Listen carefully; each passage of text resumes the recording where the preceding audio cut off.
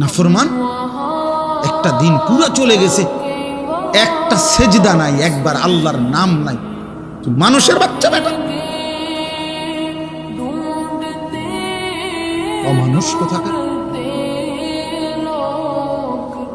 কি ধরনের কথা! এত নিকৃষ্ট তো জানোয়ারও হয় না, অথচ মুসলমানের ঘরে জন্ম নিয়েছে। তার বাপ মুসলমান, তার মা মুসলমান, তার 14 গোষ্ঠী মুসলমান। ডাকাত, এত নিকৃষ্ট ডাকাত। সারাদিন একটা শিখছে বেওকুফ, চুলিটারে হুদা কাল ফিরা,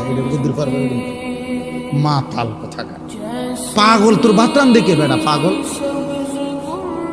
তোর কোন পাগল এটা শিখাইছে যে একটু পর পর চুলিটারে এরম করস? এটা একটা কাম হইলো বেড়া? একটা সুস্থ মানুষের এটা একটা কাম? বুঝি এরম করে না? সারাদিন মোবাইল টিপ। একটা বেডি কতক্ষণ দরকার? এই সারাদিন হইয়া তখন বেডি তেল লাগে, এটা জীবন? এটা কোনো কথা হইল? আমরা সারাদিন রাত 24 ঘন্টা আম করে বানাইছে শুধু বেডির লেগে, থাউনের লেগে নাকি?